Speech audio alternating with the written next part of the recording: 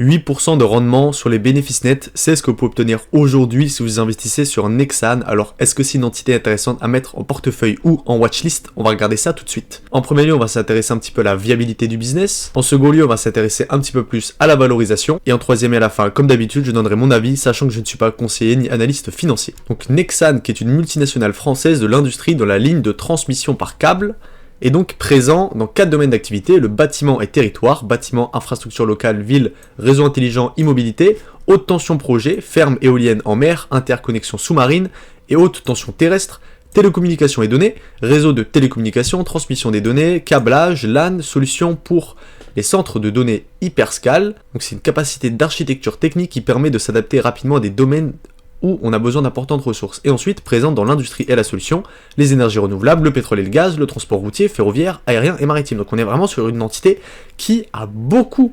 de domaines d'activité. Maintenant, on sait qu'elle s'intéresse aussi au protocole avec l'Internet 2.0, bon maintenant on est quand même au Web 3, donc on va aller regarder un petit peu l'histoire de l'entreprise, donc qui était de base la Société Française des Câbles Électriques, créée en 1912 et acquis par la Compagnie Générale d'Électricité, donc Alcatel, en 1917, la société est renommée Compagnie Générale des Câbles de Lyon.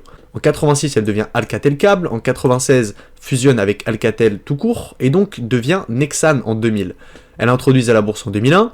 En 2005, Alcatel se désengage totalement du capacité de Nexan, c'est-à-dire qu'aujourd'hui elle n'a plus rien à voir. En 2008, elle acquiert les câbles de Madeco, leader du secteur en Amérique du Sud. Cette même année, Suez, donc c'est-à-dire Suez Environnement, la gestion de l'eau et des déchets, crée une co-entreprise recyclable chargée de recycler et de valoriser les câbles. En 2008, il y a un fonds d'investissement qui prend une participation et qui supprime 200 postes. En 2012, elle acquiert Amercable, une entreprise américaine spécialisée dans les câbles pour l'industrie énergétique.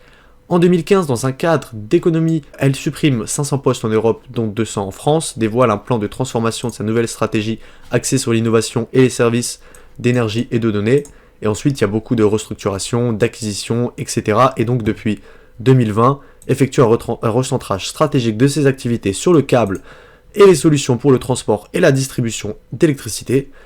Un seul port par la transmission énergétique. En conséquence, l'entreprise se désengagera de l'automobile, des télécoms et de l'industrie. Maintenant qu'on a vu ça, on va pouvoir aller s'intéresser à l'entreprise. Donc avec une capitalisation de 4 milliards, on va aller regarder ce chiffre d'affaires. Donc on a un chiffre d'affaires qui passe de 4,5 à 7,79, donc une assez bonne croissance. Ensuite, on a les marges, on voit qu'elles augmentent en moyenne un tout petit peu plus fort que le chiffre d'affaires. Après, ça dépend certaines années. Il y a des années où le chiffre d'affaires diminue, les marges diminuent aussi. Donc, on regarde nos dépenses d'exploitation qui ne bougent pas depuis 2017 à 2023, ce qui est assez bon parce que nos coûts des marchandises augmentent. La dépréciation, c'est pas le cas, c'est surtout nos coûts des marchandises, donc l'acier, etc. Donc, le revenu hors exploitation, c'est-à-dire les charges d'intérêt sur la dette, on voit qu'en moyenne, on est à peu près sur les bons ratios, c'est-à-dire entre 10, 15, 20% au maximum. Ensuite, on a beaucoup de produits et charges exceptionnelles, c'est-à-dire des dépréciations exceptionnelles, donc peut-être hausse des amortissements sur certains coins, donc certaines lignes de réseau, etc. Maintenant, on va aller regarder un petit peu le bilan. On a une equity à 1,72, c'est-à-dire qu'on est à peu près à 3 fois l'equity. On a une dette totale qui s'établit à 1,35, donc c'est quand même pas mal. On a une dette nette qui devient de plus en plus petite, c'est-à-dire qu'on a au moins 1 milliard en liquidité, on voit que c'est le cas. En actifs immobilisés, on a assez peu d'immobilisation corporelle. Bon, comparé à l'immeuble et usine, on est quand même sur un tiers, voire peut-être même un petit peu moins, peut-être même un quart de ce qu'on possède réellement, qu'on a en plus en incorporel. Qu'est-ce qu'on trouve dedans? Est-ce qu'on trouve surtout du goodwill? On a plus de goodwill que d'autres actifs incorporels. Est-ce que le goodwill, elle l'amortit ou pas? C'est une question qu'il faut aller se poser. Maintenant, on va aller regarder le cash lié aux activités d'exploitation. On voit que de 2016 à 2023, ça a fait x6. Donc les fonds provenant des opérations deviennent de plus en plus importants. On a les revenus nets, on a la dépréciation en plus, on a des éléments hors trésorerie et on a une évolution du fonds de roulement qui est quand même, sur les dernières années, plutôt bon. On voit que ça fait même 5 ans, donc de 2018 à 2023, que le fonds de roulement est positif. Donc ensuite, qu'est-ce qu'on fait avec cet argent-là? On va aller avoir une dépense d'investissement qui va en moyenne se trouver à 2 fois notre cash, en tout cas pour les derniers moments. Donc les 3 dernières années, on voit que les dépenses d'investissement sont à peu près en moyenne de la moitié de notre cash lié aux activités d'exploitation. Et ensuite, on va aller aussi racheter des entreprises. On a peu d'achats de placement, à part pour les dernières années. On voit qu'en 2020, ça a été assez bon. Pourquoi? Parce que le BFR a été plus ou moins bon pour nous. On a eu des éléments hors trésorerie qui ont été quand même assez importants. Mais alors là, il faut quand même se rendre compte que les éléments hors trésorerie, on parle de dépréciation exceptionnelle, que de toute façon on va récupérer, hein. C'est juste pour pas payer de taxes sur notre compte de résultats. Et ensuite, avec la moitié du cash, qu'est-ce qu'on fait? On voit qu'on verse un dividende qui est en constante augmentation de 21 à 23 qui a fait x3. On fait un petit peu de rachat d'actions et ensuite on va aller racheter de la dette. Sauf à certains moments, on va aller en émettre, possiblement parce qu'on fait des acquisitions. On voit qu'ici c'est le cas. En 2022, elle a préféré faire une acquisition avec de la dette qu'avec ses fonds propres. Si l'entreprise le fait, c'est qu'elle a sûrement intérêt à le faire, qu'elle a pu avoir une couverture de dette assez faible.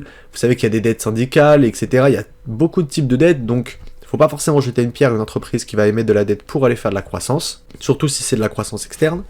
Maintenant, on va aller regarder les statistiques. Est-ce qu'on a un nombre d'actions qui diminue ou pas? On voit qu'il y a un nombre d'actions qui augmente tendanciellement, mais assez peu. On voit qu'il y a quelqu'un qui a perdu une position, c'est-à-dire que de 22 à 23, il y a un fonds d'investissement qui a potentiellement retiré ses billes. Donc on a eu 3 ou 4 millions d'actions en plus, ce qui correspond quand même à peu près 40 millions. Ouais, à peu près 40 millions, peut-être même 400 millions, je ne sais pas exactement. Ouais, ça doit être un truc comme 400 millions à peu près d'actions flottant en circulation qui donc ont 400 millions d'euros en plus, donc quelqu'un qui a vendu une position de 400 millions d'euros, en tout cas de 2022 à 2023. Ensuite, sur le rendement des capitaux propres, on voit que c'est de plus en plus intéressant. Le rendement du capital investi, on voit que c'est pareil. La marge brute, on voit que par contre qu'elle diminue tendanciellement. La marge opérationnelle, on voit que c'est le cas aussi. Et donc notre marge nette tourne autour des 2, voire 3%. Et la marge EBITDA, pareil, qui diminue. Pourquoi? On l'a vu que pourtant nos dépenses d'exploitation stagnaient en moyenne. Sauf que, vu que nos marges brutes diminuent, si nos marges d'exploitation stagnent, et ben forcément elles connaîtront une petite diminution tendancielle. Donc on est sur une entreprise qui aujourd'hui est peut-être en perte de vitesse. En tout cas, on l'a vu sur sa marge brute. Pourquoi? Parce que la marge brute, ça va peut-être concerner de l'acier, de la tôle, etc. Des choses sur lesquelles, des commodités sur lesquelles elle n'a pas aujourd'hui de possibilité de changement des prix. Voilà, regardez les bénéfices un petit peu. Donc on s'attend à des augmentations de bénéfices sur les prochaines années, donc jusqu'en 2027, avec quand même une certaine croissance, je pense qu'on peut le dire, hein. Et d'ailleurs elle a connu quand même une certaine croissance de ses bénéfices, même si ses marges deviennent de plus en plus faibles. Maintenant il faut comprendre qu'est-ce qui se passe derrière, pourquoi est-ce qu'on a une augmentation à tel point de notre chiffre d'affaires durant ces dernières années, pourquoi est-ce qu'en 2023 est-ce qu'on a connu un certain ralentissement. C'est des questions qu'il faut aller se poser.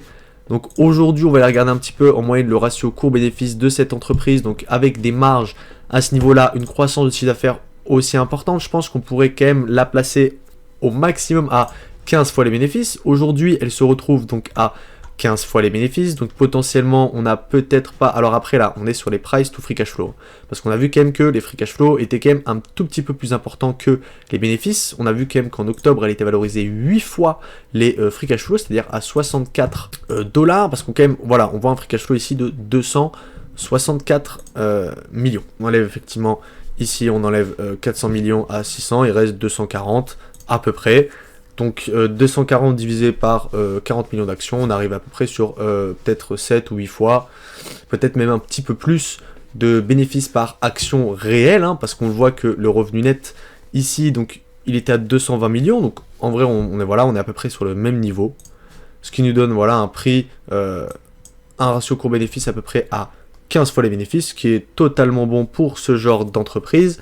Donc je pense qu'aujourd'hui elle doit être correctement évaluée, et elle a un business qui est quand même, on va dire, assez résilient, parce qu'on a besoin de tous ces câbles et de tout ce réseau que gère Nexans. Donc possiblement, c'est normal qu'elle a une valorisation en moyenne de 10, 15, peut-être 20 fois les bénéfices, même si elle a des marges assez faibles, c'est que son business model en lui-même est intéressant. Maintenant, allez écouter les conférences calls, etc. Si vous appréciez ce genre de vidéo, n'hésitez pas à mettre un like et à vous abonner à la chaîne, et moi je vous dis à bientôt.